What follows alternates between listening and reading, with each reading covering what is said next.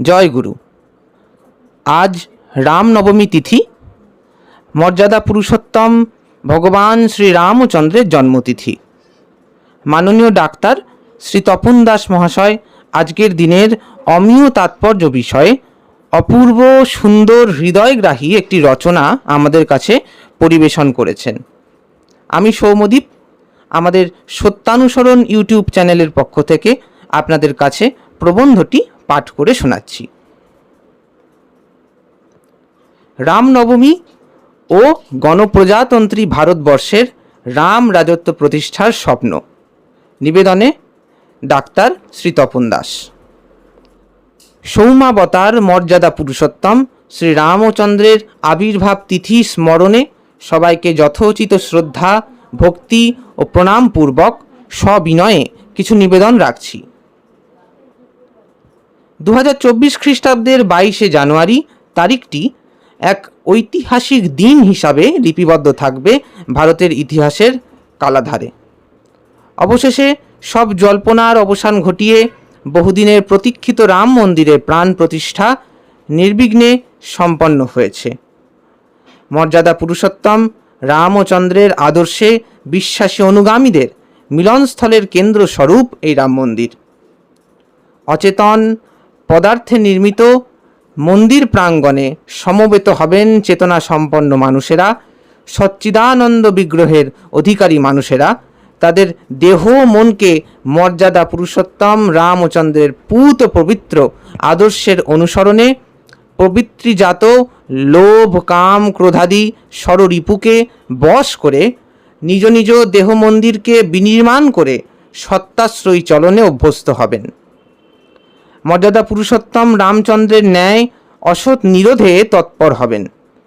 ভারতবর্ষে আবার পুনঃ প্রতিষ্ঠা পাবে রাম রাজত্ব। যে রাম রাজত্বের ক্যাবিনেট চালাতেন বশিষ্ঠাদি স্থিতপ্রজ্ঞ দূরদৃষ্টি সম্পন্ন ঋষিগণ, বর্ণাশ্রম, চতুরাশ্রম, দশবিধ সংস্কার আদর্শের অনুসরণে ভারতবর্ষের যা ঋষিবাদ অর্থাৎ ঋষিদের দ্বারা প্রবর্তিত অনুশাসনবাদ নামে প্রতিষ্ঠিত, ঋষিবাদের মূল সংবিধানের নাম ব্রহ্মসূত্র। ব্রহ্মসূত্র এর ওপর ভিত্তি করে রচিত হয়েছে বেদ, উপনিষদ, অষ্টাদশ সংহিতা। ব্রহ্মসূত্র থেকে জাত ভারতের নিজস্ব সংবিধান কৌটিল্যের অর্থশাস্ত্রে আদর্শ রাষ্ট্র নির্মাণের সংজ্ঞায় বলা হয়েছে যে সুখস্য মূলম ধর্মম, ধর্মস্য মূলম রাষ্ট্রম, রাষ্ট্রস্য মূলম অর্থম, অর্থস্য মূলম ইন্দ্রিয় বিজয়ম, ইন্দ্রিয় বিজয়স্য মূলম জ্ঞান বৃদ্ধ সেবয়া, জ্ঞান বৃদ্ধ সেবয়া বিজ্ঞানম। অর্থাৎ সুখী হতে হলে ধর্ম পালন করতে হবে। প্রকৃত ধার্মিক হতে হলে পুরুষার্থের চতুর্বর্গ সমন্বিত আশ্রম ধর্ম অর্থাৎ বর্ণাশ্রম এবং চতুরাশ্রম পালন করতে হবে। সঠিকভাবে আশ্রম ধর্ম পালন করার স্বার্থে রাষ্ট্র গঠন করতে হবে। ইন্দ্রিয় বিজয়ী প্রজাদের দিয়ে রাষ্ট্র গঠন করতে হবে। ইন্দ্রিয় বিজয়ী হওয়ার জন্য গুরু গ্রহণ করতে হবে। গুরুর আদেশ নির্দেশ পালন করলে বিশেষ জ্ঞান অর্জন করা যাবে, তবেই জীবনে সুখী হওয়া যাবে। এই হলো ভারতবর্ষের সনাতনী ধর্মের মূল কথা। ভারতীয় আর্যকৃষ্টি অনুসারে येनात्मन् तथा निঃসাং জীবন বর্ধাঞ্চপি ধ্রিয়তে য় স ধর্মঃ। অর্থাৎ অন্যের বাঁচা এবং বৃদ্ধি পাওয়াকে অক্ষুণ্ণ রেখে মানুষ বাঁচার জন্য, বৃদ্ধি পাওয়ার জন্য যা যা করে তাই ধর্ম। ধর্ম শব্দের অর্থ ধারণ করা। ধর্ম আচরণের মাধ্যমে পালন করার জিনিস, অনুভব করার জিনিস, যাতে প্রতিটি সত্তা তার অস্তিত্বকে ধারণ এবং পালন করতে পারে তার অনুশীলন করা। অথচ বাস্তব চিত্রটার সাথে মেলানো যাচ্ছে না ধর্মকে। বর্তমানে বেশিরভাগ ক্ষেত্রেই ধর্মের নামে চলছে বাহ্য পূজা, পৌত্তলিকতার প্রকাশ, হইচই, প্রকাশ্যে প্রাণী হত্যা, পরিবেশ দূষণ, রাষ্ট্রের পৃষ্ঠপোষকতায়। রাস্তা আটক করে, চাঁদার জুলুম করে, জনজীবন বিপর্যস্ত করে, তারস্বরে মাইক বাজিয়ে, বাজি ফাটিয়ে, অবাধ্য নিরীহ প্রাণীদের হত্যা করে ধর্ম উদযাপন করার বিধি কোনো মহাপুরুষ, কোনো সাধক, কোনো নবী, কোনো ঋষি প্রবর্তন করেছেন কি? যদি না করে থাকেন, তাহলে রাষ্ট্রের কর্তব্য সব সম্প্রদায়কে প্রকৃত ধর্ম পালনে উৎসাহিত করা।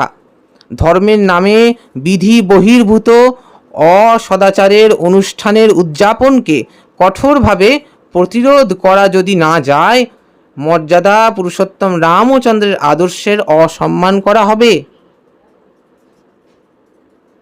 ঋষি বশিষ্ঠ সৌমাবতার রামচন্দ্রকে পুরুষোত্তম রূপে চিনতে পেরে রামচন্দ্রকে ঋষিদেরও ঋষি বলে মান্যতা দেন। ঋষিদের সিদ্ধান্তে তখন থেকে পুরুষোত্তমকে কেন্দ্র করে প্রতিষ্ঠিত হয় নব্য ঋষিবাদ বা পুরুষোত্তমবাদ।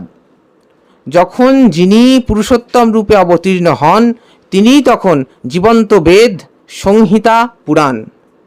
ওই সূত্র অনুসারে রামচন্দ্র, শ্রীকৃষ্ণ, বুদ্ধদেব, যীশুখ্রিস্ট, হজরত রসুল, চৈতন্যদেব, শ্রীরামকৃষ্ণদেব সকলেই গুরুদের গুরু, সদ্গুরু রূপে স্বীকৃতি পান।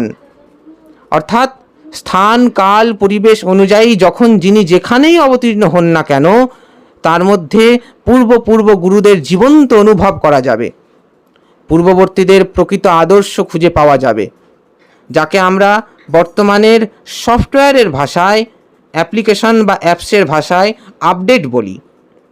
অ্যাপ্লিকেশনের সূত্রপাত থেকে শুরু করে সর্বশেষ সংস্করণের নবীকরণের তথ্য মজুদ থাকে। আমি যদি আমার মোবাইলের অ্যাপ্লিকেশনগুলো আপডেট না করি, তাহলে যুগের সাথে তাল মিলিয়ে চলতে পারবো না। যারা আপডেটেড, তারা এই লকডাউনের সময় অনলাইন কাজকর্ম করে অনেক কিছু সামাল দিতে পেরেছেন। সব কিছু সামাল দিতে গেলে আপডেটেড হতে হবে সর্বক্ষেত্রে।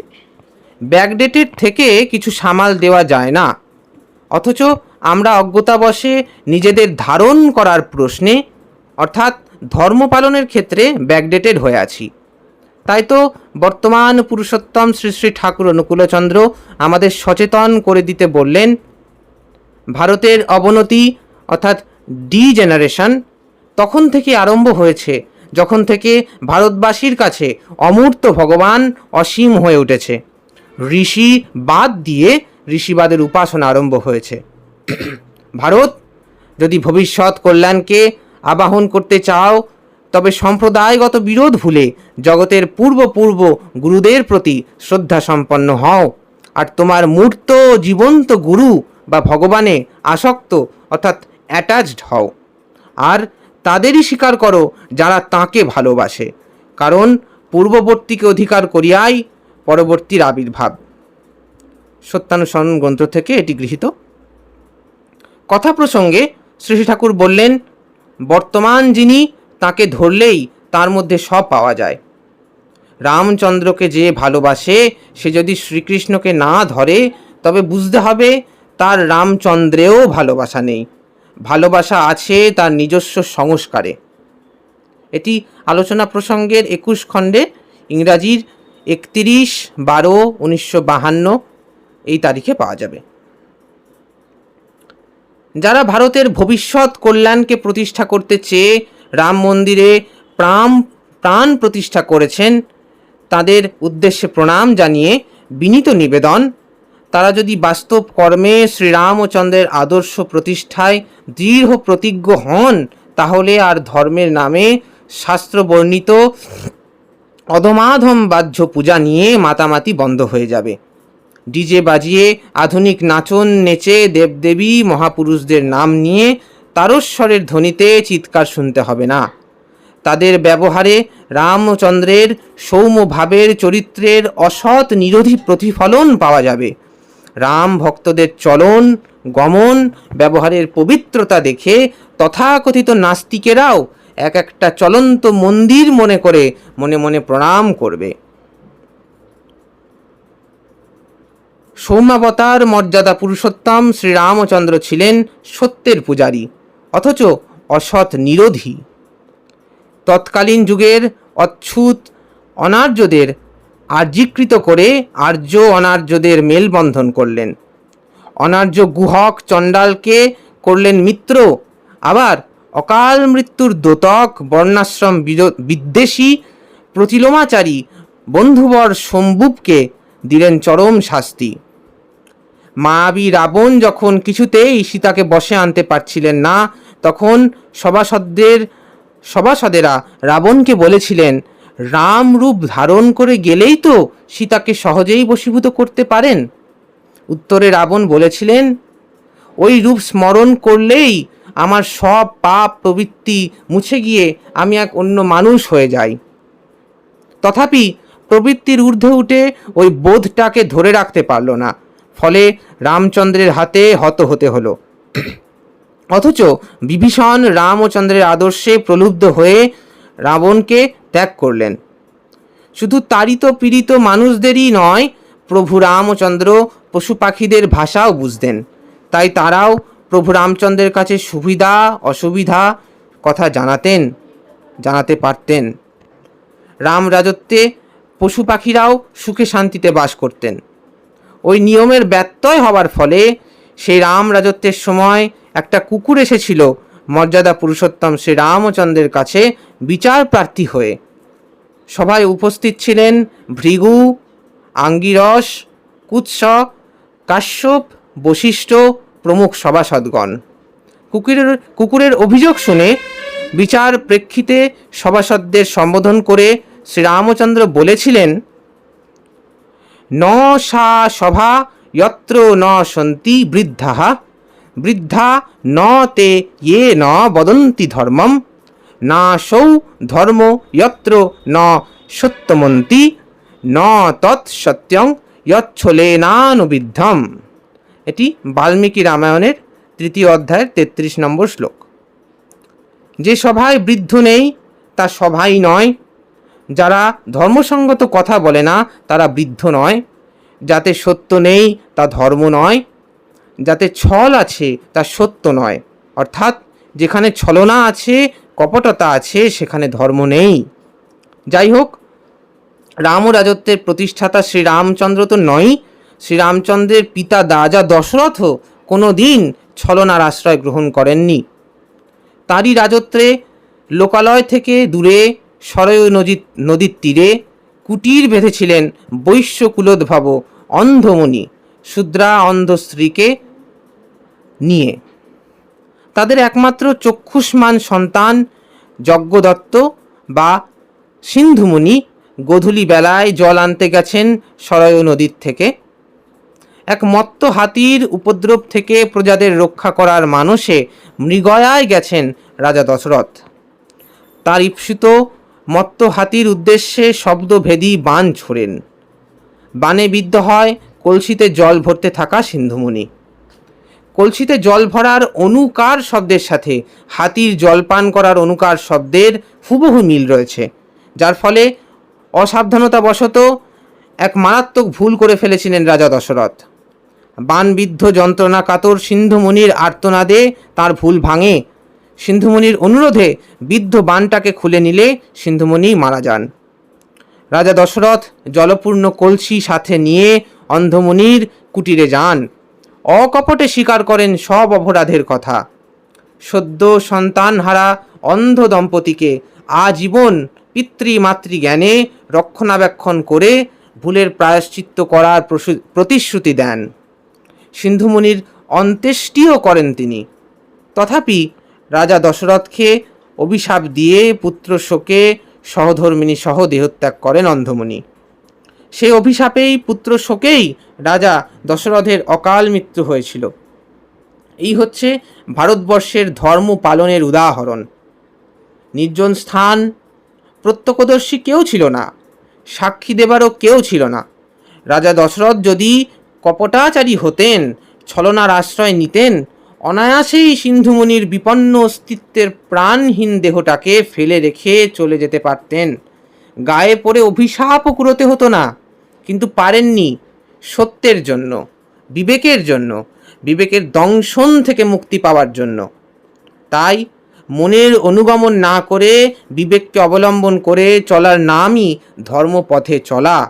ধর্মের সাথে অস্তিত্বের সম্পর্ক, অস্তিত্বকে ধারণ করে রাখার সম্পর্ক। মাননীয় নরেন্দ্র মোদীজির নেতৃত্বাধীন বর্তমানের বিজেপি সরকার ধর্মের নামে জয় শ্রীরাম স্লোগানকে আঁকড়ে বিপুল জনসমর্থন পেয়েছেন। মর্যাদা পুরুষোত্তম রামচন্দ্রের আদর্শে বিশ্বাসী ভারতের নির্বাচকগণ রাম ও রাজত্বের ন্যায় এক স্বচ্ছ নির্মল শাসনতন্ত্রের আশায় ভোটদান করেছেন। অতএব রামচন্দ্রের নাম মাহাত্ম্যের জোরে যে শাসনতন্ত্রের অধিকার অর্জন করেছেন যে জনপ্রতিনিধিরা, তাদের ক্যাবিনেট যদি রামচন্দ্রের গুরু ব্রহ্মর্ষি বশিষ্ঠের আদর্শের আলোকে আলোকিত না হয়, সুশাসন প্রতিষ্ঠিত না হয়, জনপ্রতিনিধিগণ যদি রামরাজত্বের পরিপন্থী বিলাস ব্যসন ত্যাগ করে আত্মপ্রতিষ্ঠার মোহ ত্যাগ করে সাত্ত্বিক চলনে সাধারণভাবে চলতে অভ্যস্ত না হয়, তারা কখনোই ঈপ্সিত রাম রাজত্ব ফিরিয়ে আনতে পারবে না। বনবাসে থাকার সময় রামচন্দ্র ভরতকে রাজকার্য পরিচালনা বিষয়ে উপদেশ দিয়ে বলেছিলেন, তুমি গুণী ও যোগ্য ব্যক্তিকে বহুমান প্রদর্শন করে থাকো তো? বীর বিদ্বান জিতেন্দ্রীয় সদ্বংশজ ইঙ্গিতজ্ঞ লোকেদের মন্ত্রী পদে প্রতিষ্ঠিত করেছ তো? তুমি তাদের সঙ্গে মন্ত্রণা করো তো? তোমাদের মন্ত্রণা লোকের মধ্যে প্রকাশ হয়ে পড়ে না তো? তুমি যথাসময়ে শয্যা ত্যাগ করো তো? রাত্রি শেষে অর্থ লাভের চিন্তা করো তো? তুমি সহস্র মূর্খ পরিত্যাগ করেও একজন বিদ্বানকে সংগ্রহ করতে চেষ্টা করো তো? অযোগ্য লোককে যোগ্য স্থানে ও যোগ্য লোককে অযোগ্য স্থানে নিয়োগ করো না তো? যেসব অমাত্য উৎকোচ গ্রহণ করেন না, যাদের পিতৃপুরুষ যোগ্যতার সঙ্গে অমাত্যের কাজ করেছেন, যারা ভিতরে বাইরে পবিত্র, সেই সব শ্রেষ্ঠ অমাত্যকে শ্রেষ্ঠ কাজে নিযুক্ত করেছ তো? রাজ্য মধ্যে কোনো প্রজা অযথা উৎপীড়িত হয় না তো? শত্রুকে পরাস্ত করতে পটু, সাহসী, বিপদকালে ধৈর্যশালী, বুদ্ধিমান, সৎকুলজাত, শুদ্ধাচারী, অনুরক্ত ব্যক্তিকে সেনাপতি করেছ তো? বিশেষ নৈপুণ্য যাদের আছে তাদের তুমি পুরস্কৃত ও সম্মানিত করে থাকো তো? প্রত্যেকের প্রাপ্য বেতন সময় মতো দিয়ে থাকো তো? রাষ্ট্রের প্রধান ব্যক্তিবর্গ তোমার প্রতি অনুরক্ত আছেন তো? তোমার কার্যসিদ্ধির জন্য তারা মিলিত হয়ে প্রাণ পর্যন্ত দিতে প্রস্তুত আছেন তো? বিদ্বান, প্রত্যুৎপন্নমতি, বিচক্ষণ এবং তোমার জনপদের অধিবাসীকেই দৌত্য কার্যে নিযুক্ত করেছ তো? স্বরাজ্যে ও পররাজ্যে প্রধান প্রধান পদের অধিষ্ঠিত ব্যক্তিদের সম্বন্ধে জ্ঞাতব্য সংবাদ চরগণ দ্বারা অবগত থাকো তো? চরগণ পরস্পর বিরোধী তথ্য পরিবেশন করলে তার কারণ নির্ণয় করে যথোপযুক্ত ব্যবস্থা করে থাকো তো? প্রজাগণ সুখে আছে তো? তারা দিন দিন স্বকর্ম করে সমৃদ্ধ হচ্ছে তো? তোমার আয় বেশি, ব্যয় কম হচ্ছে তো? ধনাগার অর্থশূন্য হচ্ছে না তো? অপরাধীদের ধন লোভে ছেড়ে দেওয়া হয় না তো? তুমি সাম, দান, ভেদ এবং দণ্ডের প্রয়োগ যথাস্থানে করে থাকো তো? তুমি ইন্দ্রিয়গণকে জয় করতে সচেষ্ট থাকো তো? অগ্নি, জল, ব্যাধি, দুর্ভিক্ষ ও মরক এই 5 রকমের দৈব বিপদের প্রতিকারের জন্য তুমি যত্নশীল থাকো তো? সন্ধি বিগ্রহাদি যথাস্থানে প্রয়োগ করো তো? ইত্যাদি ইত্যাদি। আলোচনা প্রসঙ্গের 5ম খণ্ড, ইংরাজি 2/4/1944। উপরোক্ত বিধানগুলো রাম রাজত্বের অনুশাসনবাদের একটা উদাহরণ মাত্র। তাই রাম রাজত্ব প্রতিষ্ঠা প্রিয়াসী জনপ্রতিনিধিদের উচিত হবে রামচন্দ্রের সভার ন্যায় একজন আদর্শ সভাসদ রূপে নিজেকে প্রতিষ্ঠা করা এবং তা বাস্তবায়িত করতে হলে আদর্শ প্রজাপালকের দৃষ্টান্ত স্থাপন করতে হবে।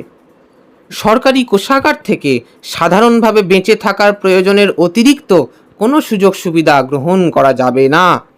বর্তমান শাসনতন্ত্রের পরিকাঠামো অনুযায়ী জনপ্রতিনিধিদের জন্য বরাদ্দ সুবিধা প্রদান এবং গ্রহণ করা বিধান যদি অব্যাহত থাকে, তাহলে রাম রাজত্ব প্রতিষ্ঠার চিন্তা অধরাই থেকে যাবে।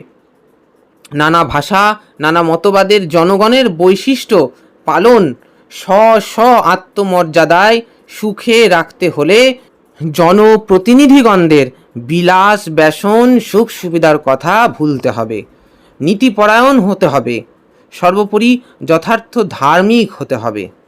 সেদিকে দৃষ্টি দিলে তবে কাজের কাজ কিছুটা হবে। রাম রাজত্বকে বাস্তবায়িত করতে হলে মাননীয় প্রধানমন্ত্রী এবং তার ক্যাবিনেটকে বিষয়ে উপযুক্ত সিদ্ধান্ত গ্রহণ করতে হবে। তাহলেই সার্থক হবে মর্যাদা পুরুষোত্তম শ্রী রামচন্দ্রের মন্দিরে বিগ্রহ প্রতিষ্ঠা।